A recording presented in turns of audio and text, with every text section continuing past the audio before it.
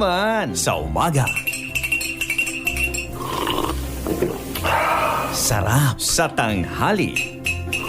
Ang sarap pa rin sa gabi.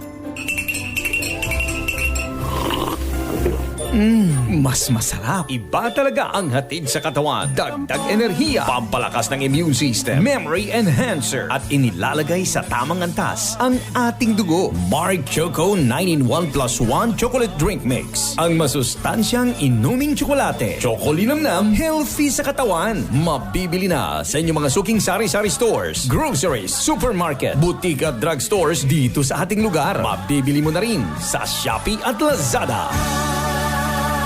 Ang mensaheng ito ay hatid sa inyo ng Mark Choco 9-in-1 plus 1 Chocolate Drink Mix with Stevia. Choco linamnam, healthy sa katawan. Our town, our radio, radyo natin.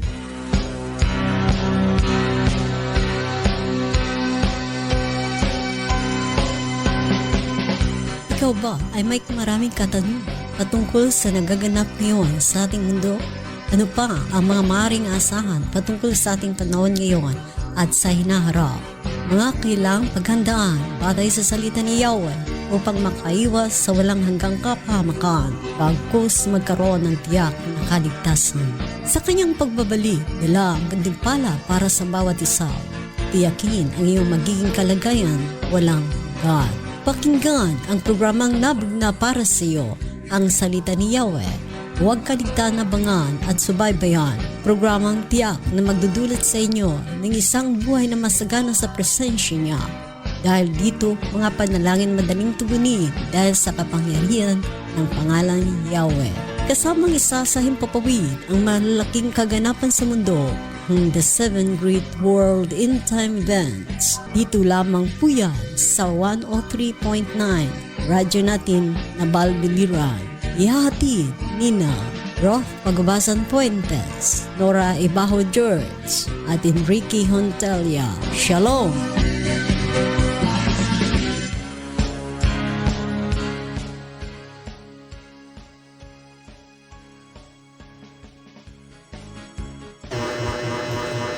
Kapayapaan ay sumainyo pong lahat mula sa himpilan ng tagapaghatid ng mabuting balita, ang Yeshua the Messiah Fellowship. Muling ihatid sa inyo ngayon ang karugtong ng kasaysayang dalawang magkakaibang lahi na kumalat sa buong mundo. Nang bagamat isa ang kanilang pinanggalingan magulang, ang aking tinutukoy ay ang panganay na anak ni Adan na si Cain at ang isa ay si Seth, ang lahi na pinagmulan ni Abraham, Isaac at Jacob o Israel na ngayon ay bansa na ng Israel. Ang Genesis chapter 5 ay ito ang ating mababasa, ang lahi ni Adan. Verse 5, ito ang kasaysayan ng lahi ni Adan. Nang likain ng makapangyarihan ng tao, ginawa niya ito ayon sa kanyang larawan. Verse 2, sila'y nilikha niya na lalaki at babae at matapos pagpalain sila'y tinawag niyang sangkatauhan. Verse 3, si Adan ay 130 taon nang maging anak niya si Seth na kanyang larawan. Nabuhay pa siya ng 800 taon, nagkaroon pa ng mga anak na lalaki at babae. Namatay siya sa gulang na 930 taon. Si Seth ay 105 taon nang maging anak niya si Enos. Nabuhay pa siya ng 807 taon at nagkaroon din ng iba pang mga anak. At verse 8, namatay siya sa gulang na 912 taon. Verse 9, 70 taon naman si Enos nang maging anak niya si Kenan. Nabuhay pa siya ng 815 taon at nagkaroon din ng iba pang mga anak. Namatay siya sa gulang na 905 taon. Verse 12, si Kenan naman ay 70 taon nang maging anak si Mahalalel. Verse 13, nabuhay pa si Kenan ng 840 taon at nagkaroon din ng iba pang mga anak. Verse 14, namatay siya sa gulang na 910 taon. Verse 15, 65 taon si Mahalalel nang maging anak si Jared. Nabuhay pa si Mahalalel ng 830 taon at nagkaroon din ng iba pang mga anak. Verse 17, namatay siya sa gulang na 805 taon. Verse 18, si Jared ay 100 at 62 nang maging anak niya si Enoch. Nabuhay pa si Jared ng 800 taon at nagkaroon din ng iba pang mga anak. Namatay siya sa gulang na 962. Verse 21, 65 taon naman si Enoch nang maging anak niya si Methuselah. Verse 22, 300 taon pang nabuhay si Enoch na kasama ang Yahweh at nagkaroon ng iba pang mga anak. Umabot siya ng 365 na taon. Verse 24, at sa buong panahong iyon ay nabuhay siyang kasama ng Yahweh. Pagkatapos nawala siya sapagkat kinuha siya ng Yahweh. Verse 25, si Methuselah ay 187 taon nang maging anak niya si Lamech. Nabuhay pa si Methuselah ng 782 taon at nagkaroon din ng iba pang mga anak. Namatay siya sa gulang na 969 na taon. Verse 28, si Lamech naman ay 182 taon nang magkaroon ng anak. Verse 29, sinabi niya mula sa lupang ito na isinumpa ni Yahweh, pinanganak ang lulunas sa lahat ng ating mga pagpapagal at paghihirap. Kaya't Noe ang ipinangalan niya sa kanyang anak. Nabuhay pa si Lamech ng 575 taon at nagkaroon din siya ng iba pang mga anak. Verse 31, namatay siya sa gulang na 777 years. Si Noe na may 500 taon na nang maging anak niya si Shem, Ham, and Japheth. Pansinin po natin ang lahi mula kay Adan ay 10. Mula kay Adan ay si Seth. At si Seth si Enos, at si Enos si Kenan, Mahalalel, at si Jared, at si Jared, Enoch, Methuselah, Lamech, at ang pang-10 ay si Noe. 10 lahi nga mula kay Adan tungo kay Noah kung ating mapapansin ang mahabang buhay ng mga patriarka mula 300 at 365 na taon si Enoch hanggang 969 na taon si Methuselah. Ang mga bilang na ito ay higit na mas mataas kaysa sa karaniwang haba ng buhay ng tao ngayon at itinataas nila ang mga tanong tungkol sa kanilang katumpakan at kahalagahan. Ang ilang mga posibleng paliwanag ay ang mga ito ay literal at historical na sumasalamin sa orihinal na pagpapala at sigla ng sangkatauhan bago ang baha at ang unti-unting pagbaba ng kalagayan ng tao pagkatapos ng baha. Narito ating babasahin ang Genesis chapter 6 verse 3. Magandang balita, verse 3. Sinabi ni Yahweh, hindi ko ipapahintulot na mabuhay ng habang panahon ang tao sapagkat siya'y makalaman. Hindi na lalampas ng 120 ang taon ang kanyang buhay sa daigdig. Ito ay mababasa din natin sa Genesis chapter 6 verse 3 at Genesis chapter 11 verse 10 up to 26.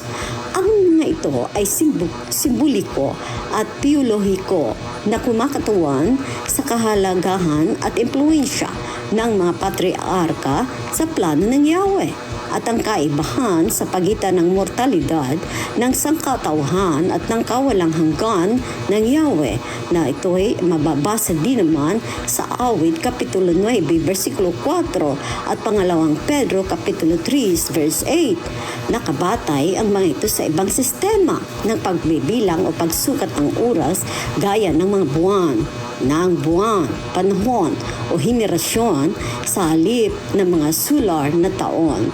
Mangangailangan ito ng ilang conversion o pagsasaayos o pagtumugma sa ating modernong kalendaryo.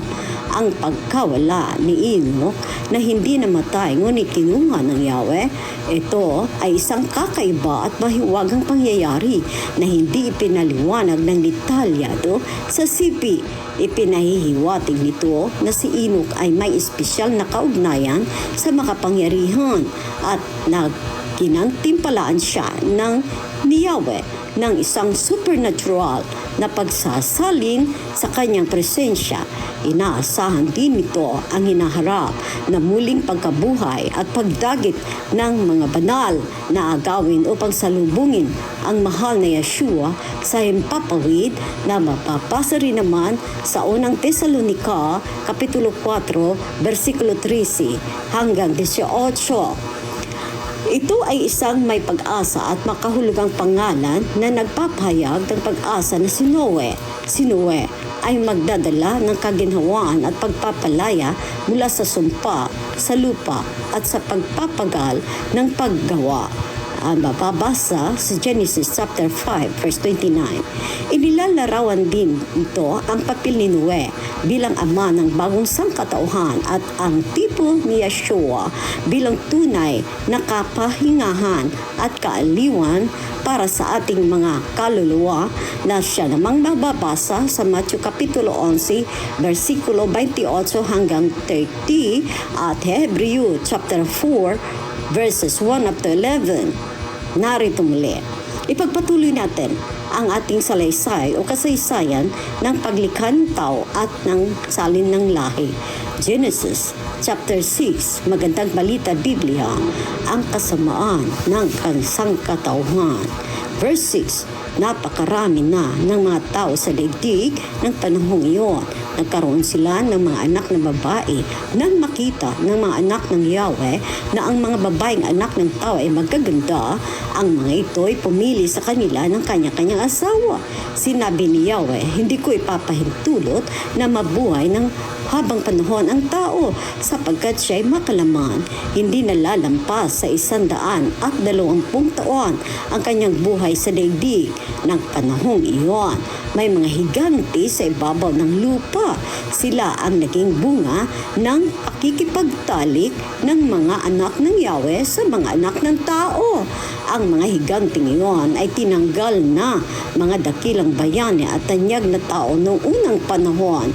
Nakita ni Yahweh na laganap na ang kasamaan ng tao sa daigdig at puro kasamaan na lamang ang palaging nasa isip nito. Kaya't labis na ikinalungkot ni Yahweh na nilikha pa niya ang tao.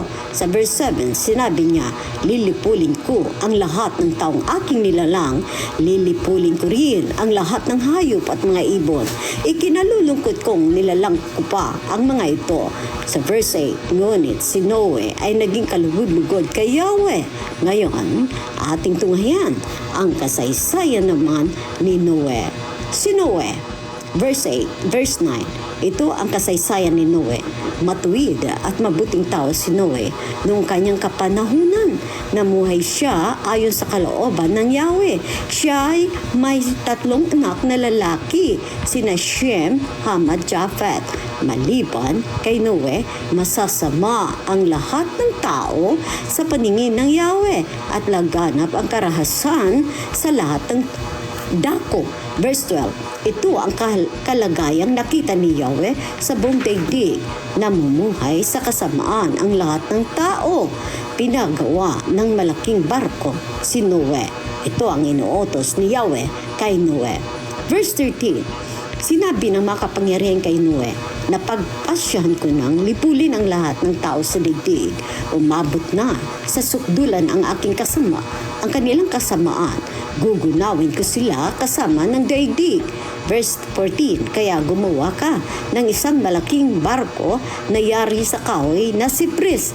Lagyan mo ito ng mga silid at pahiran mo ng alkitran ang loob at labas nito. Verse 15, ang barkong gagawin mo ay 135 metro ang haba, 22 metro ang luwang, at 13 at kalahating metro ang taas. Sa verse 16, bubungan mo ito at lagyan ng kalahating metrong pagitan mula sa bubong hanggang sa tagiliran. Gawin mong tatlong palapag ang barko at lagyan mo ng pintuan sa tagiliran. Verse 17, palulubugin ko sa tubig ang buong daigdig at malilipol ang lahat ng may buhay sa balat ng lupa. Verse 18, ngunit ako'y gagawa ng kasunduan natin. Isama mo ang iyong asawa at mga anak na lalaki, pati mga asawa nila, at pumasok kayo sa barko. Verse 19, magsakay ka ng isang lalaki at isang babae ng bawat uri ng hayop at ibon upang magpatuloy ang lahi nila. Verse 20, magsakay ka rin ng tig-isang paris sa bawat uri ng ibon at hayop at mga gumagapang sa lupa upang magpatuloy rin ang lahi ng mga ito. Maglaan ka ng lahat ng uri ng pagkain para sa inyo at sa kanila. Verse 22, at ginawa nga ni Noe ang lahat ng inuutos sa kanya ni Yahweh. Ang ibig pa katukuyin ng Genesis chapter 6 na ito ay ang Genesis ay nagpapalaala sa atin na kahit na kasalanan ay sumasagana, ang biyaya ng Yahweh ay higit pa. Gumawa si Noe ng isang arka na nagliligtas sa lahat ng nanganganlong sa loob. Makalipas ang libu-libong taon, naglaan ng Yahweh ng isa pang kaban ng kaligtasan. Ngayon, ituloy pa po natin basahin ang Genesis chapter 7. Narito na ang baha. Genesis chapter 7. Magandang balita Biblia. Ang baha. Verse 7. Sinabi ni Yahweh kay Noe, pumasok kayong mag-anak sa barko. Sa lahat ng tao, ikaw lamang ang nakita kong namumuhay ng matuwid. Verse 2, magdala ka ng 7 paris sa bawat hayop na malinis at 1 paris naman sa di malinis. 7 paris din sa bawat uri ng ibon ang iyong dadalhin. Gawin mo itong upang maging magpatuloy ang kanilang lahi sa balat ng lupa. Verse 4, pagkaraan ng 1 linggo, paulanin ko ng 40 araw at 40 gabi upang lipulin ang lahat ng aking nilikha sa daigdig. At ginawa nga ni Noe ang bawat iniuutos ni Yahweh. Si Noe ay 600 taon nang bumaha sa daigdig. Verse 7, pumasok nga siya sa malaking barko kasama ang kanyang asawa, mga anak at mga manugang upang maligtas sa baha. Verse 8, sa bawat uri ng hayop, malinis o hindi, sa bawat uri ng ibon ay maliliit na hayop. Verse 9, ay nagsama siya sa barko ayon sa utos ng makapangyarihan si Yahweh. Pagkaraan ng 7 araw, bumaha nga ang sa buong daigdig. Verse 11, si Noe ay 600 taong gulang na noon. Noong 17 araw ng 2 buwan, nabuksan ang lahat ng bukal sa ilalim ng lupa. Nabuksan din ang mga bintana ng langit. Verse 12, bumuhos ang ulan sa loob ng 40 araw at 40 gabi. Verse 13, pumasok noon sa barko si Noe at ang kanyang asawa kasama ang kanilang 3 anak na lalaki na sina Shem, Ham at Japhet at ang kanilang asawa.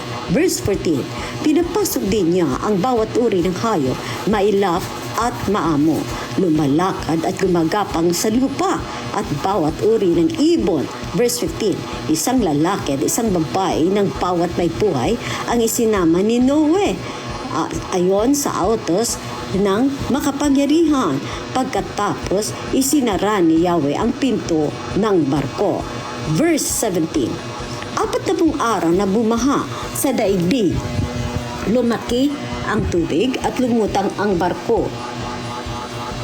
Palaki ng palaki ang tubig habang palutang-lutang naman ang barko. Verse 19, patuloy pang lumaki ang tubig hanggang sa lumubog ang lahat ng mataas na bundok.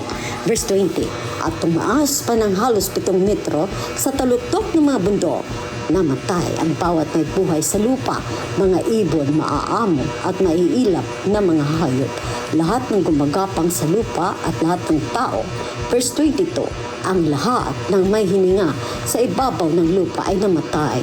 Ang mga tao at mga hayop sa daigdig ay nilipol ng makapangyarihan ni Yahweh, maliban kay Noe at ang sa kanyang mga kasama sa barko.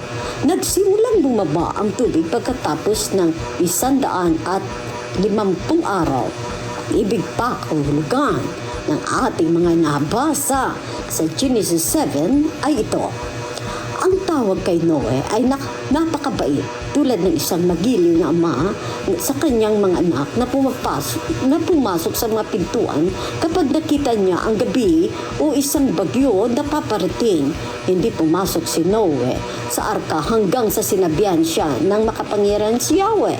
Bagamat alam niya ito ang magiging kanyang kanlungan, napaka-komportable na makitang nauuna ang ating mahal namang Yahweh sa bawat hakbang na ating gagawin.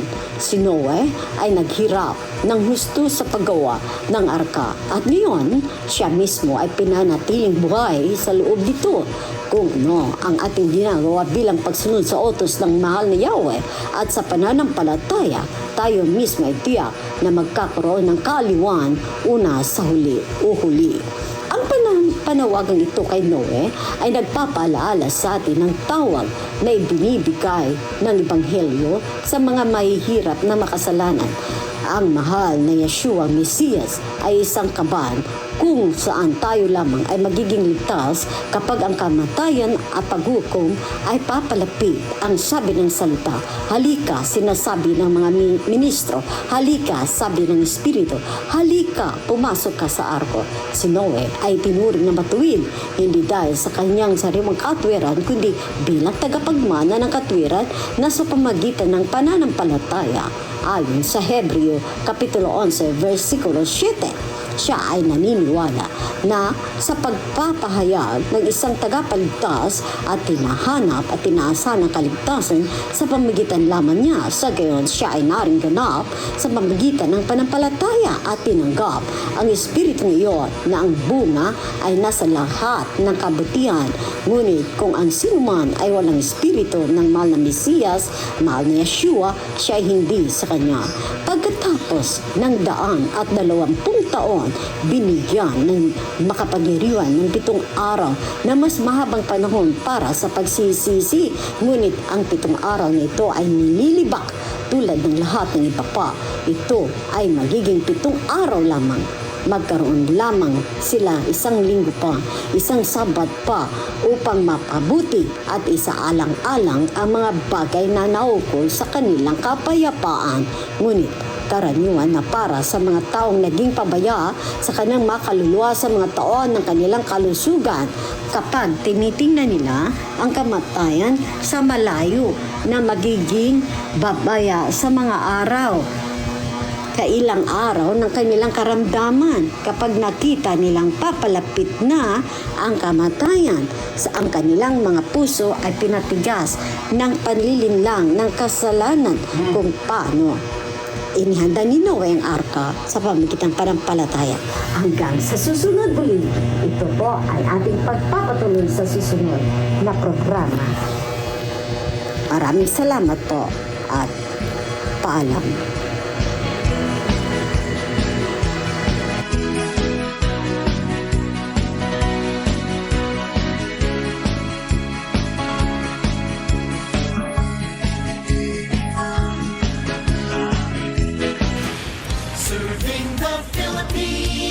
This is MBC Media Group's Radyo Natin Nationwide, a member of the KBP. Radyo Natin Nationwide.